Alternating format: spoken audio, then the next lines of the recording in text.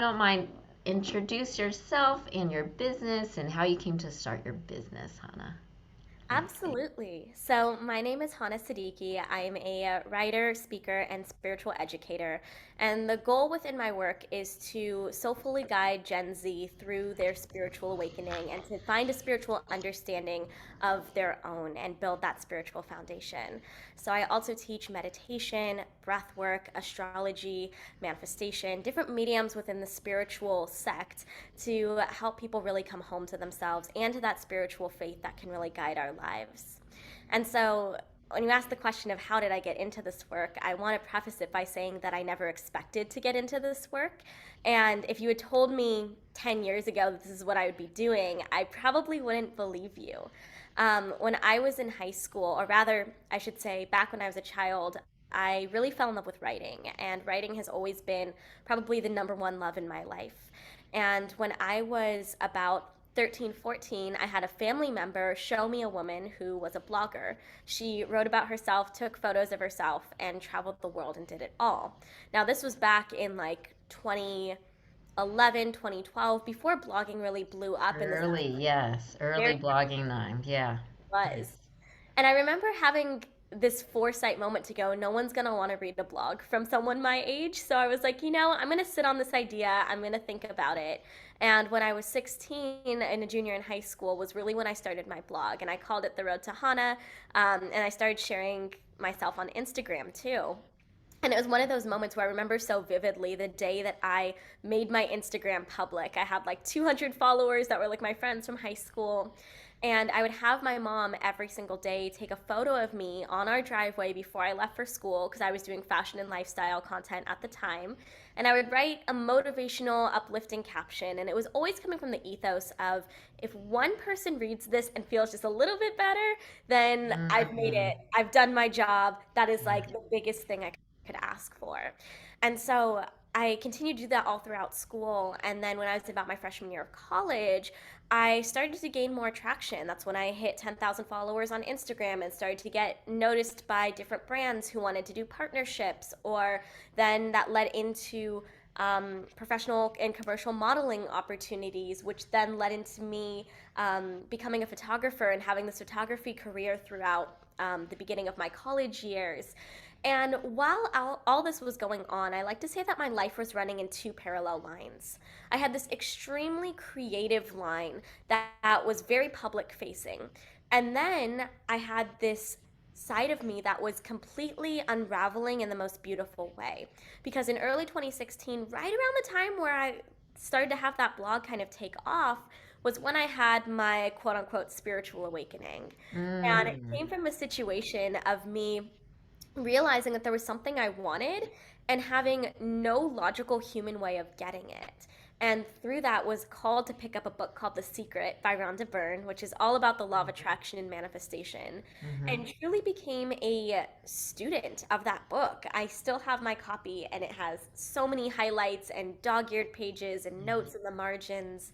And it really just clicked for me that there's something else here. Yeah. And it wasn't until about November 2017 that I made the decision that I wanted to start sharing this work publicly. And it wasn't because this was something that was being talked about often. Actually, in that realm, aside from the large spiritual teachers like Deepak Chopra and Gabby Bernstein and Oprah, you didn't really have people like you and me talking about spirituality, not in the way Mm-hmm. that it is today. Mm-hmm. Um, but there was this feeling within my gut of just like, I can't hide what I'm learning. And the content I was creating, while it was still very much authentic to me and still something that I loved and love to this day, it felt disingenuous from the sense of my heart and my passion was guiding me in this spiritual area, and I was so excited to create there. So I started sharing this content, and all of a sudden, my audience latched onto it unlike anything else. And they were like, please share more. Oh, Sorry. release. So are you saying you were still more fashion, lifestyle, and then you're like, I feel like I have to talk about the spiritual. Yes. So I made this Beautiful. really hard pivot in my Yeah. business. from two completely different worlds. Yeah. And my audience, I was afraid that they would drop off. And it was actually the complete opposite. They loved the spiritual content and they were asking me for more constantly.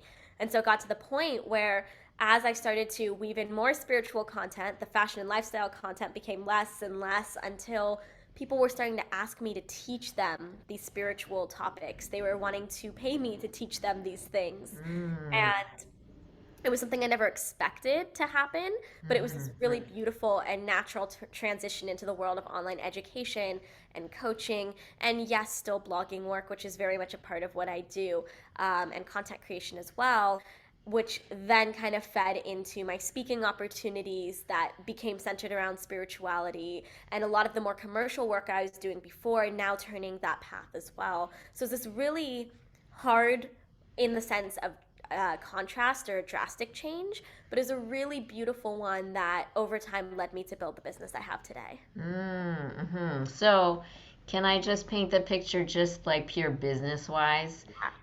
People are like throwing dollars at you and saying, please, Yeah. please teach us. And at that same time, are you also cultivating other income sources like before? Like, were you paid for photography too, or was it really the, you mentioned so many things that came your way, but was there like a main revenue source happening at the same time? So there was a couple different revenue sources. Really early on, I diversified my revenue sources. So I should also mention I was in college while this was happening as well. So I was Right. at UC Berkeley in my junior year. But while being in college and while cultivating this spiritual business, I had three other income streams where I did have photography and I was doing that regularly between classes, and that was very financially successful. And then I was also working for Bumble, the dating app, and I was doing their marketing for the San Francisco Bay Area. So that was another consistent revenue Wait, stream. those are like full real jobs, not just college intern, get Yeah. your feet wet jobs. Those No, are I like, didn't sleep. I whew. didn't sleep and I drank a lot of coffee. Yeah. So, can I just ask, like, Yeah. tell me about the drive to Mm, have these revenue streams? Because it's really like, on one hand, it's like, the way you told the story, it just kind of fell in front of you. But yeah. really, there's a hustle in you Yeah. drawing dollars already, right? You're a person who is like, I see the opportunity and I take it too. Can you just help me understand? Yeah, that's great. Yeah, of course. And then I also wanted to mention too that third revenue stream, because I mentioned three, was social media partnerships and sponsorships with brands. So Yes. that was another consistent work I had coming in. And so when you ask about my drive to do this, it really stems from the way that I was raised. My parents are both immigrants from India, and while they're very different in their beliefs, my father was traditional in the sense of he really instilled the classic Indian values of education on me. So he pushed me really hard in school. I was the kid who was doing extra work over break to be able to try to get ahead and be the top of my class. I was Mm, the one who was given workbooks in the summertime so I could mm-hmm. really try to be the smartest or get the best grades on the test. And that's not my way of saying that that was the case necessarily, but it was the way that my dad raised me in The order to kind of messaging. have, yeah, the Yeah. messaging in order to have that work ethic, because he always told me your work ethic is one thing that no one can take away from you. And Mm, he really wanted me to be someone who had that instilled in me from a young age. Now, I always like to say it was a blessing and a curse, because the unspoken downside to that is learning how to rest as an adult was very, very difficult. But at the same time, I think it gave me the drive and tenacity to not necessarily go for these opportunities, but to be able to recognize them when they showed up. And I think mm, that's the thing that so many of us miss is we sometimes can become so clouded in what we're doing or what we're feeling that we miss the windows of opportunity when we drive by them. And mm, so I think the best example of that is, when I started out on Instagram again, when I started really sharing my life publicly, this was 2014.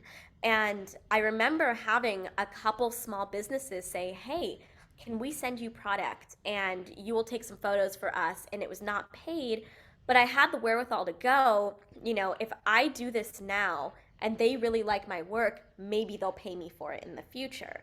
And Mm-hmm. this was, again, it sounds so silly to say that now because influencer culture and brand campaigns are so ingrained in society. We know that people make money off of this, but that's not how it was back No. then.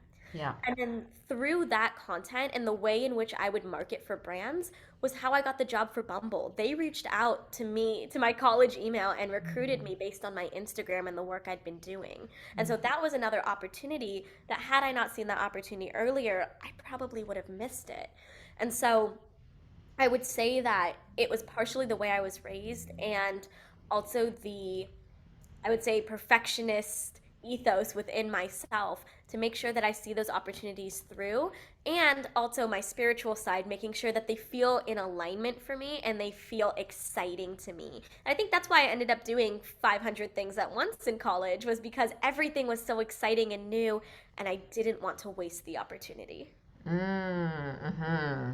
This is such a beautiful picture of the you, you became you, how you became you.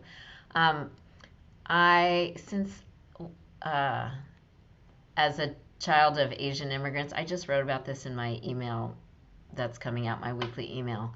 But just, I've been realizing how much my father's story and him being an immigrant influenced me. Mhm. And I'm doing quite a bit of work, something like reconciling stories and forgiving my dad for Yeah. stories, and even realizing, did he say that or is that what I heard? Like kind of teasing these things apart. And really all of it in the name of love, self-love, loving my father who's passed now. But really freedom, the freedom that can come from that. So just really resonating from your story. I don't know if you also had pieces of that, like your work ethic, no one can take away from you. It's beautiful. It is such a like a strength, like he spoke strength into you in that sense. And yet what you said, there's a bit of the something like don't miss an opportunity. Mhm. um, it's worth it to take the opportunity versus rest, like that piece of it. How does that play out today for you? Oh, it's so funny because never in my life has that quote that my dad told me of "no one can take your work ethic away from you" been so relevant in my life. Over the past 2 months, I have been going through a very difficult and, for lack of a better term, traumatic breakup with my long-term partner. And I felt for a moment a few weeks ago that everything had been taken away from me, that the Mm-hmm. rug had been ripped out from under my feet. And I was actually just recognizing yesterday that there was one thing he could have never taken from me, and it was that work ethic. It is my business, and I feel more fired up than ever to start moving and changing and revolutionizing the way I'm doing things and working smart and hard and putting my intention there.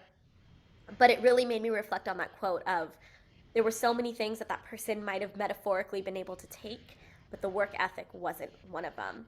And I Mm. really see that being lived out right now. Now, what was the second part of your question? I'm so sorry. Oh, just yeah, just how yeah, are kind to yourself, I think, Yeah, from the sort of offshoot implications of this work ethic of yeah, maybe rest or grace or forgiveness. I don't know, any of those aspects. absolutely. Thank you for reminding me. So I think being kind to myself and learning how to slow down is something that I've only learned in recent years, specifically since the pandemic began, which I think a lot of us were forced into the rest that we needed. But I would have these patterns throughout my life where I'd work really, really hard for like 2 years, and then I would inevitably have a breakdown where I just kind of lose my cool and completely fall apart because I'm so stressed and I've been bottling up this stress. And it happened to me in the beginning of 2020, but in a different way than before. Instead of having an emotional breakdown, my body physically broke down. Now, I Mm, have a chronic condition that causes some pain regularly. And so not only was I experiencing a heightened wave of that, but in January 2020, I had COVID and I had it really horribly for a week and a half, 105-degree fever, couldn't oh, move, couldn't do anything. It was the sickest I've ever been in my life. yeah. And that really woke me up to my body needs rest. And if I'm not giving my body this rest, this is the wake up call the universe is going to give me to force Hmm. that rest into my life. And so I'm sure you can relate when you run your own business, you don't work a 9 to 5, you work 24/7. Your brain never shuts off with It's new ideas. awful. Yeah. It's awful. Um, so I think one way that I really make sure to take that space for rest is taking my daily meditations. They are on my calendar, they are scheduled 3 times a day. And that's an hour and a half of my day that I don't have to be on. I can be out of my head. Um, Mm, I'm also trying to be better about setting designated work hours for myself. That doesn't always happen, but I'm trying to be better about mhm, that as well. mm, And also reminding myself that I don't need to feel ashamed about needing a break. And using mm. that constant affirmation of it's safe to rest, it's safe Yes. to take space. Yeah. And again, I think this breakup I've been going through as well has also taught me about the need to rest and realizing my emotional body and how it's showing up and how important it is to the work that I do specifically and taking space for that as well. So, half the time I will say it's the universe kind of kicking my butt and reminding me Mhm, mhm. by giving me these little situations that kind of Yeah. force me into it. Yeah. Because I'm not perfect at this yet. I'm still learning. And the other half of it is learning from those experiences. There's the Maya Angelou saying that when you know better, you do better. So trying Mm, my best to mhm. do better and channel some of my hard workingness into working hard to incorporate more rest.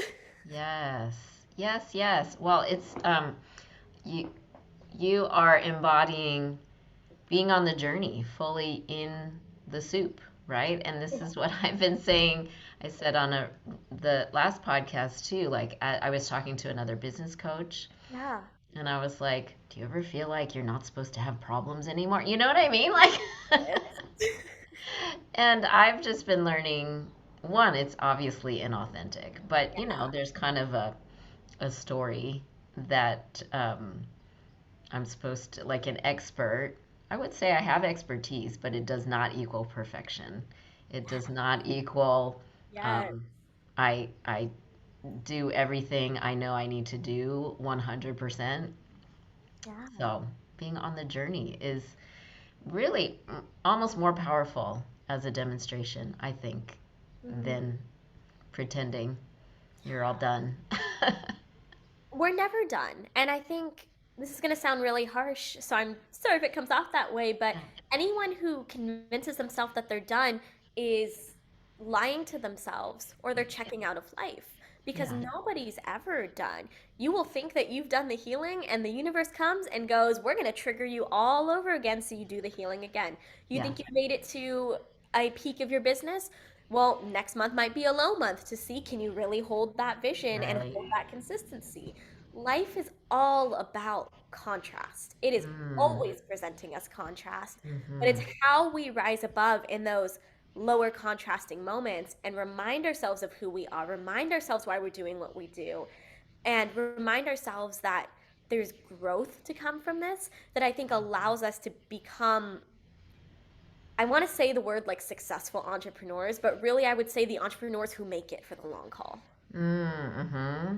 Right. And interestingly, long haul, it's not always dollars. It's sometimes just like, I'm still swimming. I'm reminded as you were talking about, I'm picturing your mom taking your picture in the driveway. Yeah. And that sort of like beginner's ethos is hard to keep this piece that I loved and I want to keep is when you said just focus on one person. If Mm, just one person is impacted, right? Like that's as opposed to getting overwhelmed with like all the big goals. You know what I mean? And being like when you said there's this, being mm. like, oh, if I'm up here, I'm just scared I'm going to lose, that kind of thing. When you just go like just one person, it really is a kind of freedom, isn't it? It's It is, especially because social media and I would say any business in general can be so hyper focused on vanity metrics. We're yeah, trying to get this goal and this many followers and this much engagement. And then when social media is an income stream, okay, I need to get this type of engagement to be able to get X amount of money to be able to pay my bills. Like there right. gets to be this convoluted conversation around numbers. But really, at the end of the day, while the numbers are important, it matters more why you're doing what you're doing. Because if you're not doing it because you genuinely enjoy it, you're going to burn out so quickly. And so I think when you kind of hone back into, I love to use the term client avatar. Who is your client avatar? Who is the one person that you are speaking to? I have a person, a totally made up person Yeah. in my head anytime I create anything or write anything Mm, or share anything, and I pretend I'm just speaking to them. And anyone else who trickles in is welcome, and they're hmm. welcome to be here, and I'm excited they're here. But it's just about that one person, and are they going to be able to resonate and empathize with and hear this message? And is this message going to leave a positive impact on them? And I think it makes it easier from a standpoint of creation, as well as just taking the pressure off yourself when you tell yourself it's just one person. Mm-hmm. So true. It's so true. And I think it gets it into the kind of core of mission, right? It's enough just to change that one person's life for today. Yes. Yeah, Exactly. beautiful. And how beautiful can we say that one of the best parts of our day, or one of the things that we did that day, is we changed someone's life?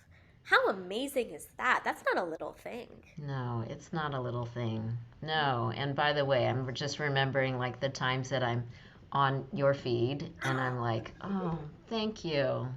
Thank Oh, you." I mean, there's been several, but something I remember your singing bowls. yeah. I was like, I can't believe that worked. Like, do you Yeah. know what I mean?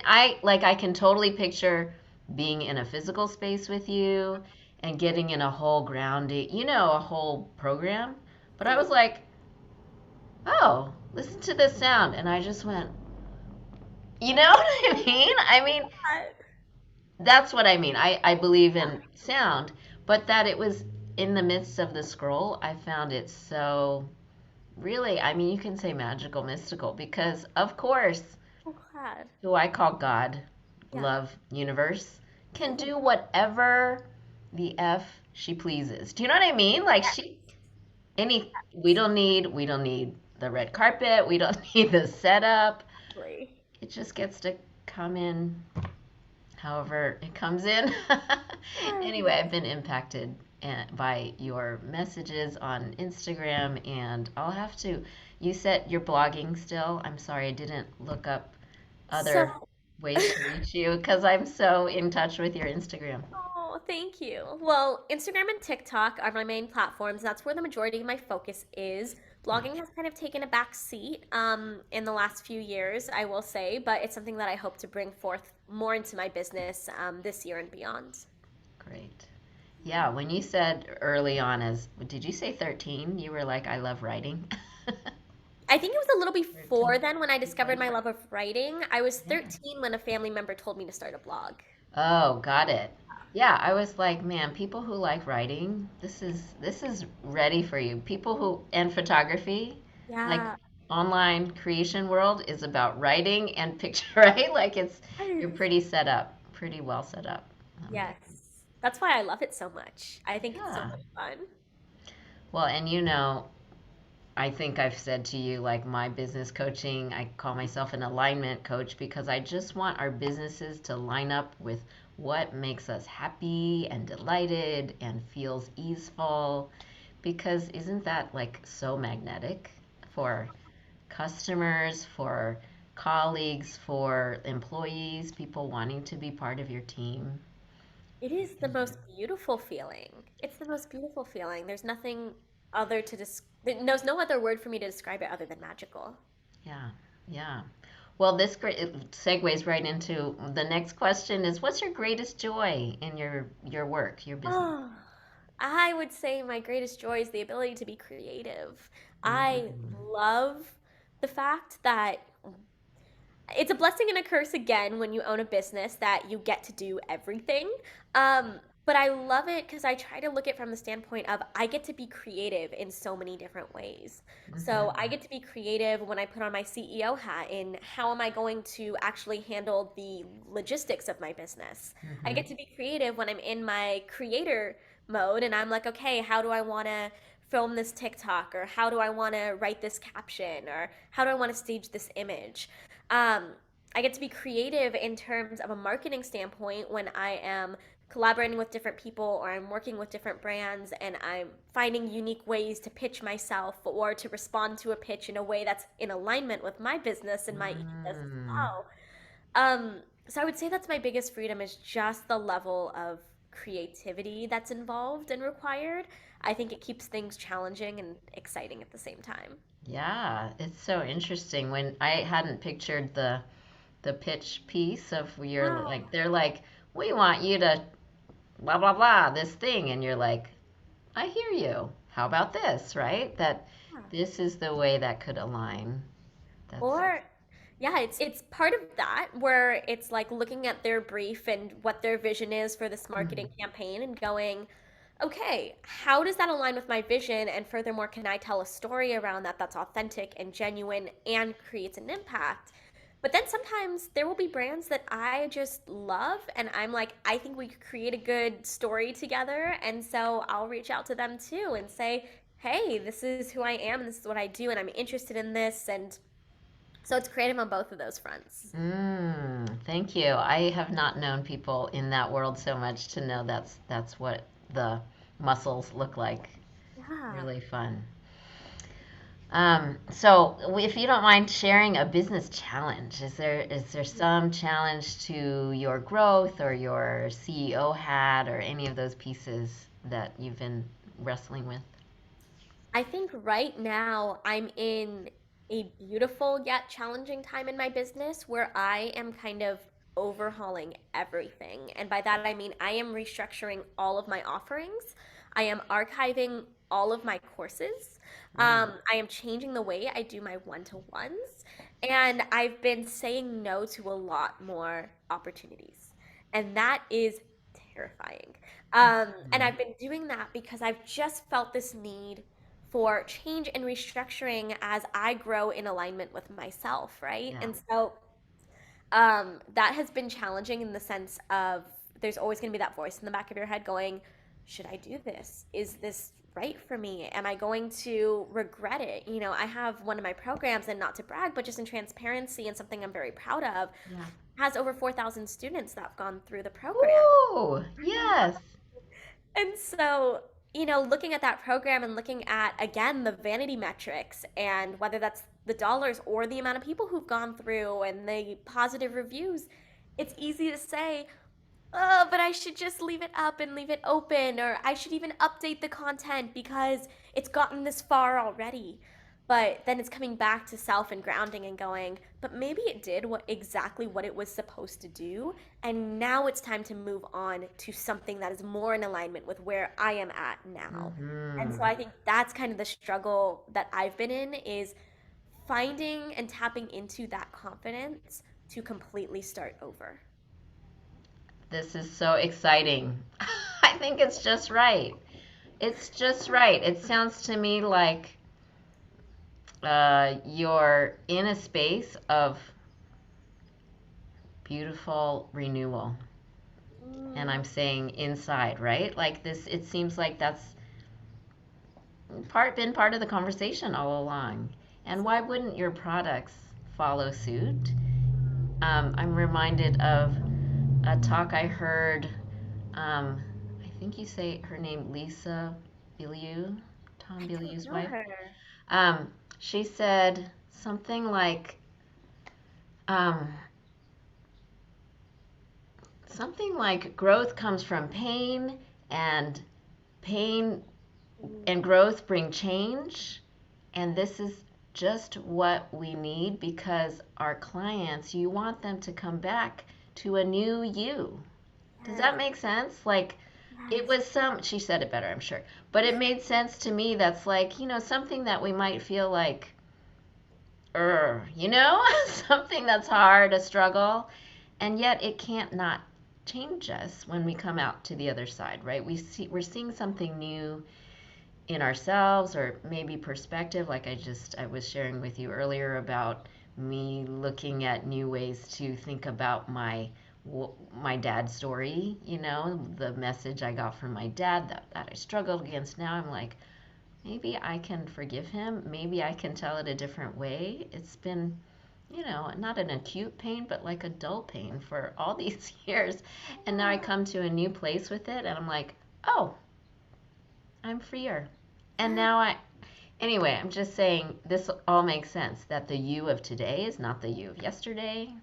mm, And then the people who have been changed by you, affected by you, get to come back to the new Hana. yes. And I think the biggest thing too is that I wouldn't make these decisions if I also didn't feel it was in the highest interests of my clients or the people who support me. If I thought it was going to, you know, negatively impact them in some way, I would never make those changes. So while it's hard, it's almost like I kind of imagine it like a parent trying to get their kid to eat vegetables. They're like, come on, like it's actually going to be really beneficial for you. You may not like it at first, but it's going to be good. And that's kind of how I feel, where it's always hard when we see someone that we admire change in any way, or someone that we like to work with.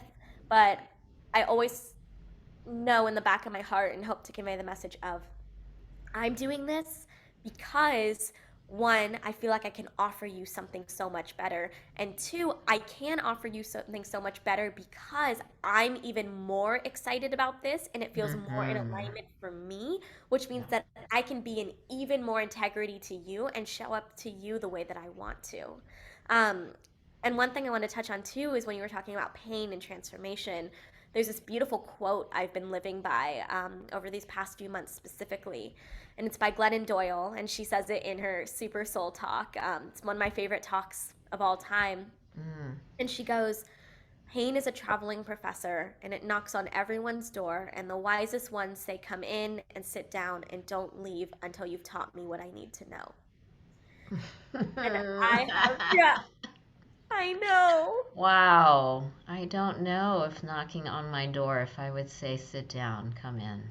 Mm, May I be brave. Yeah. yes. I think there's all moments where we don't want to sit with it. I know I've resisted it in these past few weeks, like crying and screaming, literally saying, I don't want to do it. Yeah. But it's in those moments where we let ourselves sit with the pain, have a cup of tea with it, really let it in our space, that we do create that growth and change to come Mm-hmm. into the next version of ourselves, which then allows us to do the same in our business. But it Mm-hmm. all starts there. If you're not willing to change um, on the inside, it's going to be hard to create those changes on the outside. Yeah. And by the way, of course, the thing under the thing of all of us, no matter what work we do, we are modeling self love and Yes. the courage, right? There are people right now that are needing to do some kind of change work in themselves, Yeah. very similar to what you're doing, right? Mm, They're the people that are crying about it, and they're people who are like, yeah. I'm watching Hannah, help me do the same, find the same courage And to. but I think with that, first of all, thank you. That is just so beautiful and such an honor to hear and makes me want to cry in the best way. Mm, But second to that, I also want to say that like if you are in a state of, crying and being in your feels and being angry, going through the grief cycle, whatever it is, yeah. feel that and be there because I was just there 2.5 weeks ago. I was completely there, Mm-hmm. and I was not in the space that I'm in today.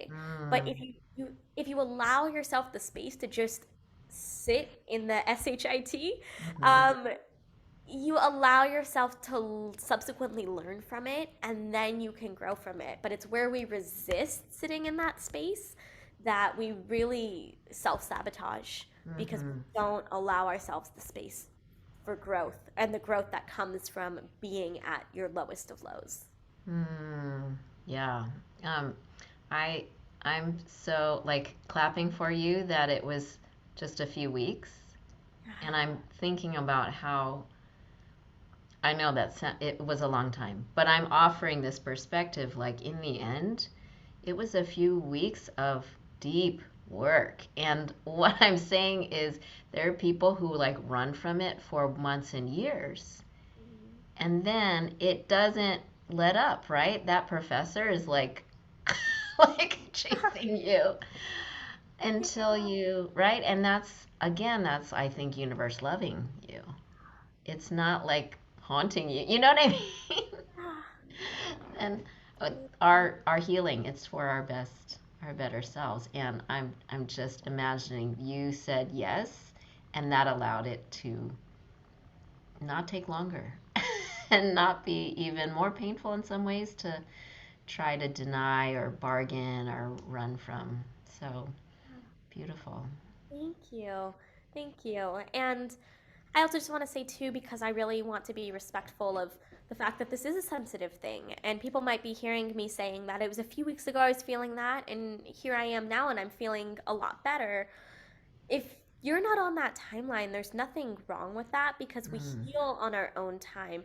It's the same way in business where it's like, don't compare someone who's been in business for 6 months and hit six figures to you are in your fourth year of business and you're just almost about to hit it. Everyone's on their own timeline, on their own journey, and grows in different ways. And so for me, I won't sit here and say that I'm fully healed. I don't think anyone's fully healed. I'm still, of course, going to deal with my highs and lows. But for me, I'm out of that, for the most part, very dark place. But that came on my own time and it's going to come on yours too. And so I never mm, want anyone to feel bad or feel like they're not doing it the right way or not soon right, enough. There's right. no timeline. No, thank you. That's a great reminder. I think, if nothing else, it's there are people who are like, I'm afraid of what could happen or how bad it could be. And Yeah. then there are people who are here to say, it was bad, but it was only this long. And here you are. I mean, here you are on the other side, resilient as you know you are. Thank Right? Demonstrating that. And that's, again, just, I mean, it's not the reason we do it, but it's very powerful um, impact, right? When we just live as our true, strong selves. Yeah, absolutely. And I think in some ways it was the universe going, you want to be the spiritual teacher? Fine, we're going to make you question your spirituality to the 100th degree in every single Mm, which way possible to see, can you really walk the walk? And are you really this committed to this work? And the answer was yes, because I will say it was this past 2 months have been the first time in my life where I truly could not be alive without my spirituality. yeah, so powerful. Which brings us back to your whole mission for other Gen Zs, right? Gen Yes. Zs. I'm like, which Gen? Yeah. Gen Zs. Because you're offering this inner strength for whatever they're going to deal with, Thank you. right? Because, I mean, the news is full of darkness. Oh my And goodness. yeah, I mean, I don't know. It's not the first time or the last time the world has been through darkness, but it certainly feels strangely terrible these days. And yeah, this inner, I feel very grateful for my spiritual Yeah. foundation right now, and that it happens for me that it's become stronger this year than it ever has been. Oh, And yeah, I feel really just so so buoyed by it. So that's where I think it's amazing that I get to be around you and just the whole community of people who are like, right, let's go, come with Yeah. me. It's going to be okay. It's really good on this side. Yeah. And I'm also so grateful that there's now so many of us who are stepping into this work so that those who are like me who do this work can also have someone to look up to say, is it going to be okay? Can you remind me, please? Yes, this is what we need. I mean, this is Yeah. why I want people to sit around my kitchen table, and just lift each other up. There's so much power in all of us being brave in our own spaces, right? In our own ways, and as you said, on our own paths, own timelines. And yet, I mean, there's a uniqueness and a universality, right? Yeah. Of these pieces that are like, if she can do it, I can do it, right? There's some way that it really powers us all up. And we're all looking towards that person. Even the people who you most admire have someone that they look to. And I think that's the Yeah. beauty of the human experience, too. Yes. Yes, it's true. Nobody's like better or worse. We're all just on paths. We're all just walking each other home. Very sweet. That's a good image. How can people come find you? Maybe right now is not a great time because you're stirring things up, or what do you want people to do to work with you? Oh, well, I still have my current offerings on my website. I have one-to-one readings, coaching, and do-it-yourself courses as well available on my website, which is theroadtohana.com. Hana is spelled like Hannah. It's a long story. You can find me and connect with me on Instagram at the Road to Hana. My DMs are always open, and on TikTok at the Road to Hana _ because someone's been impersonating me, but that's a whole other Oh story. my gosh, someone's impersonating you like 3 or 4 times because they keep friending me. It's happening. It's getting out of control. I just need Instagram and TikTok to very kindly please verify me because it's just getting out of control. But Yes. yeah, that's where I can be found, and I do have some really exciting big changes coming to my business first week of August. So I can't wait to share more about those soon. And I just want to say thank you again so much for having me on because this has been nothing short of a pleasure. It's been beautiful to hang out with you. And I know anyone who watches this will also be lifted and inspired. Thank Thank you you. so